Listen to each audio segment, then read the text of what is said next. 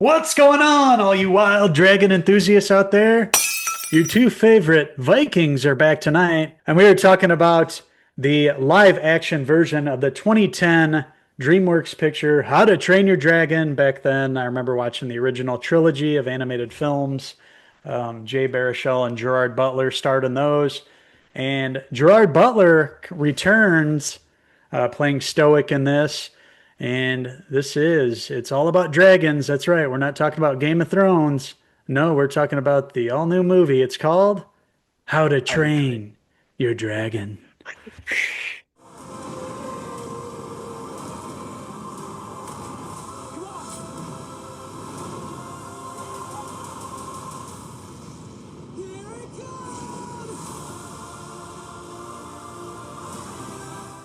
That's right. This live action adaptation just hitting cinemas this summer blockbuster season. I'm one of the few that have never seen any of the animated films, but my 10-year-old son wanted to see it, so we went in, the entire family, into this movie. And I'll say we had a great time at the cinema alongside many other families watching this movie in opening weekend and just sitting back and enjoying the story, of course, having to do with Vikings and dragons and all that wild mythical stuff. Yeah, all these wild dragons come to this village and they're constantly causing destructions. There's these Vikings that live there. The dad, the big Viking, like the leader, Stoic, played by Gerard Butler himself. Awesome in this role. And big, he looked huge. He looked like a Viking. He has that kind of look. He plays the dad to Hiccup, who you can see riding the dragon there. He's the center of this story. He's, a kid and, he's always been trying to live up to what his dad, wants him to be. He wants to be this great Viking warrior and live up to, his dad's wishes and what, he wants to impress him. And, he hasn't had a great track record leading up to this. He's never been physical, never been strong like his dad, and always been kind of a fuck up. And and this time, he sees a way in where maybe he can impress his father. He is able to trap one of the dragons that attacks his village one night. He shoots kind of like a big arrow that has a net on it, and it captures one of the dragons. His dad doesn't know it, and nobody else knows it. But the next morning, he kind of ventures out to the woods where the dragon land, and that's where he comes across Toothless, a night fury dragon, and he starts up this relationship with this dragon. His father is all about killing the dragons, slaying the dragons, and he wants to do that at first, but he figures that he just can't do it. He sees something in this dragon, the dragon's eyes, and they're looking at each other, and he just can't stab the dragon. Because he has a heart there. He has a heart. He doesn't want to kill a poor innocent animal, and that's, I felt that. That was all the feels for me. I'm like, I couldn't do it either. Even though, Vikings, dragons back then, I'm like, Mhm. nah, I'd just rather be friends. And I thought that was relatable. Mason Thames playing Hiccup. He's more like the computer geek, video gamer.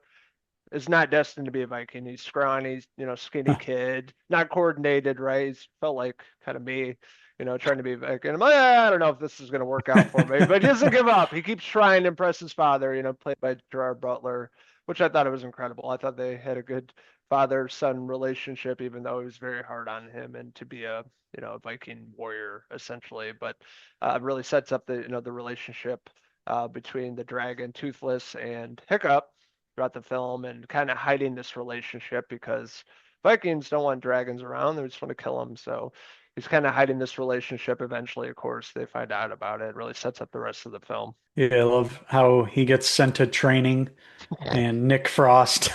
Nick Frost is one of the other Vikings. He's missing all these limbs, has all these attachments coming out. He's kind of involved in training the next generation of Viking warriors. And Hiccup gets invited along with Astrid, this girl that he set his eye on.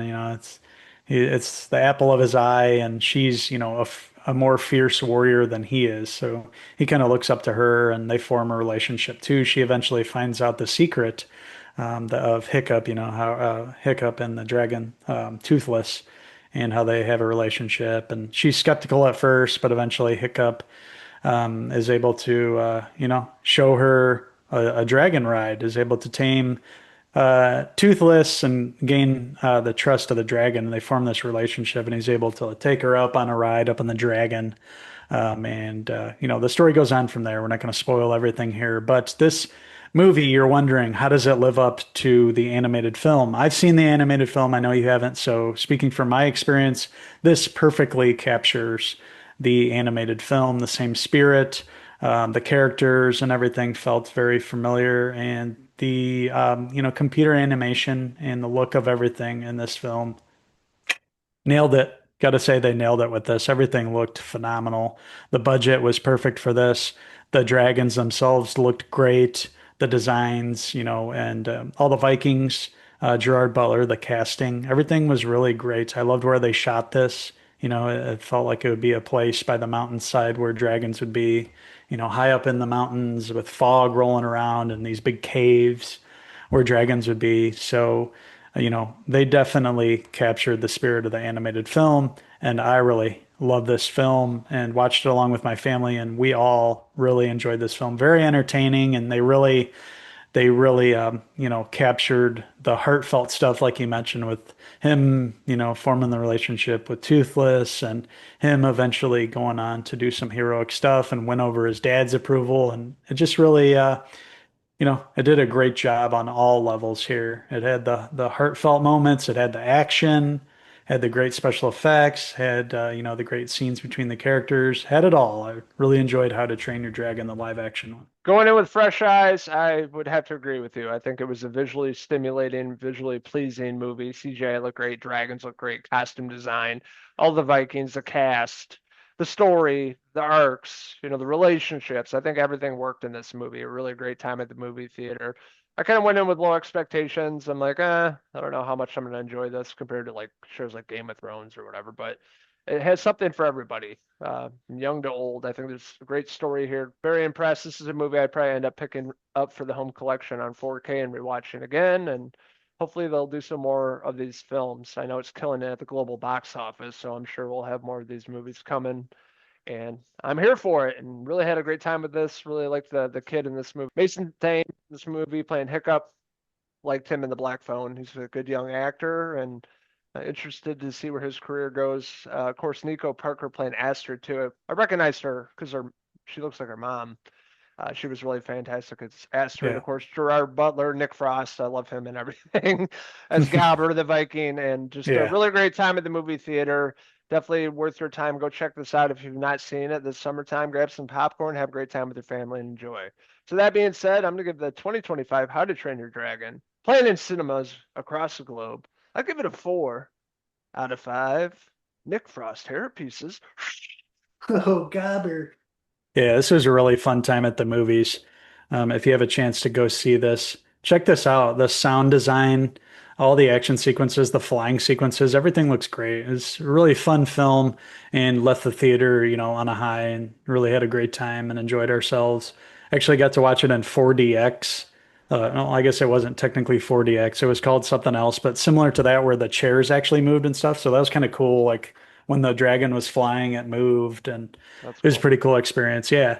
So, yeah, this is definitely one that I'll look to pick up and add to the home collection. And yeah, there will be more. I think they already announced the second one. I think they were going to be shooting that. So we do have another one to look forward to. And there were three animated movies. So, I mean, it could be a trilogy. So going by the first one, they did an excellent job. Love the cast, everything about it. So with that being said, I'm going to give How to Train Your Dragon.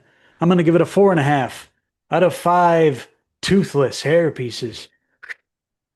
So I want to hear all your guys' thoughts on How to Train Your Dragon now playing in theaters. What did you like about it? What didn't you like about it? Do you like the other films better? Let us know in the comments below, and don't forget to stay subscribe. Also, check out these wild dragon slayers on Facebook, X, and Instagram, and our website, Cinephellas.com, for the latest, greatest TV, movie news and reviews. That's right, mate.